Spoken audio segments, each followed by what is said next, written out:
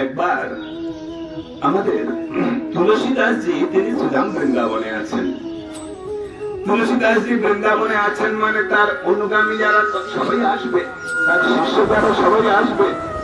এবারে রাস্তায় ভিড় জঞ্জাট হচ্ছে, সাধারণ লোকের খুব অসুবিধা। তারা বুঝতে পারছে সাধুর জন্যই, তুলসীদাসের জন্যই এত কিছু হচ্ছে। তাহলে একে এখান থেকে তাড়াতে হবে, নাহলে এই রাস্তার জঞ্জাট কমবে না, আমাদের অসুবিধাটা মানে বন্ধ হবে না। তখন কি করলো, ওখানে একটা খ্যাপা ষাঁড় ছিল, সেটা সবাই চিনতেন। তাকে যদি কারোর কোন গায়ের কাপড়, গায়ের মালা কিছু শুকিয়ে নিয়ে মানে ঘাম নিয়ে নিলে সে বুঝতে পারবে কার গায়ের বস্তু, আর তাকে খেপিয়ে ছেড়ে দিলে তাকে একেবারে সিং দিয়ে শেষ করে দেবে। এরকম একটা খ্যাপা ষাঁড় সেখানে ছিল। তো খেপিয়ে দিয়েছে এদিকে, তো তুলসীদাস মাঝের মাঝে জয় রাম জয় রাম জয় জয় রাম গুণগান কীর্তন করছে। কিন্তু কিছু লোক দেখতে পেল সেই খ্যাপা ষাঁড়টা আসছে। তখন বাবাজি পালান, মহারাজ পালান, গুরুদেব পালান, সাধু বাবা পালান, যে যার মানে ঝড় আসলে যেমন পাতা পরিষ্কার হয়ে যায়, সব শিষ্যরা সেখান থেকে চলে গেল। কিন্তু তুলসীদাস জি তিনি নামে এতটাই মগ্ন হয়ে গেছে, এত জোরে চিৎকার তার কানের মধ্যে প্রবেশ করে, তিনি নাম করছেন। এবার সবাই দেখতে পাচ্ছেন সেই ষাঁড়টা এসে শিং নিচু করছে, মানে কি যারা পাঠিয়েছিল তারা মনে মনে খুব আনন্দ পাচ্ছে, আর যারা ভক্ত তারা কষ্ট পাচ্ছে। হে ভগবান, আপনি আপনার ভক্তকে রক্ষা করুন, ভগবানের কাছে প্রার্থনা জানাচ্ছে। কিন্তু হঠাৎ দেখা গেল যে ওই ষাঁড়টা সেই তুলসীদাস জি যে কীর্তন করছে, হরিনাম করছে, তালে তালে ঘাড় দুলিয়ে আর নাচতে আরম্ভ করেছে। কারণ কি? দেখুন, যদি কোন শুদ্ধ ভক্ত থাকে, বিশেষ করে ভগবানের শুদ্ধ ভক্ত, তার ভজনের পরিমাণ অনুযায়ী তার দেহ থেকে এক প্রকার অদৃশ্য অপ্রাকৃত গুণাতীত রশ্মি বিচ্ছুরিত হতে থাকে। আমরা সেটা দেখতে না পেলেও ওটা তার শরীর থেকে বেরোচ্ছে। ভগবান ভজন করছে, ভগবানের সেই ভজনের রশ্মিটা সেটা অপ্রাকৃত।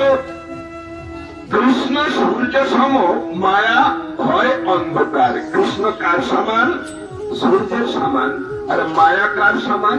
অন্ধকারের সমান। অন্ধকার কোনদিন সূর্যের কাছে যেতে পারবে? তার আগেই শেষ হয়ে যাবে।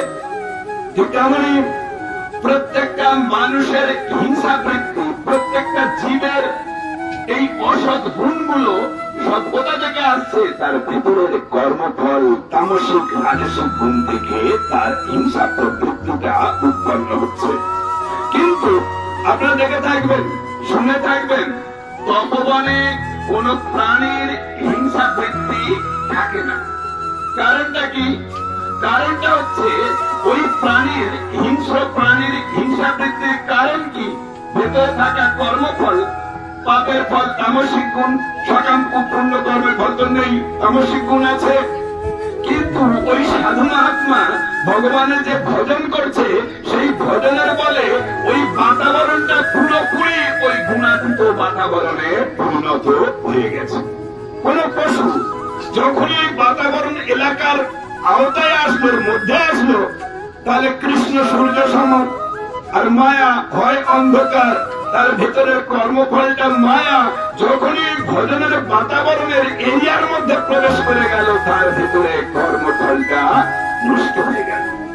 প্রত্যেকটা প্রাণীর মধ্যে কৃষ্ণ প্রেম আছে, কেননা প্রেম নিত্য, কৃষ্ণ প্রেম নিত্য। নিত্য মানে নষ্ট হয় না। আমরা কৃষ্ণের দাস ছিলাম মানে তখন আমার কৃষ্ণের সেবা প্রবৃত্তি, কৃষ্ণ প্রেম ছিল। আবার মহাপ্রভু বলছেন, নিত্য সিদ্ধ কৃষ্ণ প্রেম সাধ্য প্রভু নয়, শ্রবণাদি শুদ্ধ চিত্তে করয়ে উদয়। তাহলে কৃষ্ণ প্রেমটা নিত্য, নষ্ট হয় না। তাহলে সবার মধ্যে আছে, কি অবস্থায় আছে? কর্মফল দ্বারা চাপা পড়ে আছে। এই হিংসা ষাঁড়টা ভেতরে কৃষ্ণ প্রেম ছিল, কর্মফল দ্বারা চাপা পড়েছিল। সেই তুলসীদাসজির ভজনের বাতাবরণের মধ্যে যখন প্রবেশ করে গেল, সেই কর্মফলটা যখন নষ্ট হয়ে গেল, ভেতরে চাপা পড়ে থাকা কৃষ্ণ প্রেম যখন তার প্রকাশ হয়ে গেল, এখন তার এই নাম শুনতে ভেতর থেকে ভালো লাগছে, তাই তো তিনি ঘাড় দুলিয়ে দুলিয়ে শিং দুলিয়ে দুলিয়ে নাচতে আরম্ভ করেছে। তাই যে সাধু মহাত্মারা তারা নিজেরা ভজন করে, তার ভজনের দ্বারা জগতের জীবকে দর্শন দিয়ে আর আমাদের মতো হতভাগাগুলোকে উদ্ধার করার জন্য তারা বিভিন্ন জায়গায় এইভাবে এসে আর আমাদের উদ্ধার করে। আমি আর সময় নেব না। বাঞ্ছা কল্পতরুভ্যশ্চ কৃপা সিন্ধুভ্য এব চ পতিতানাং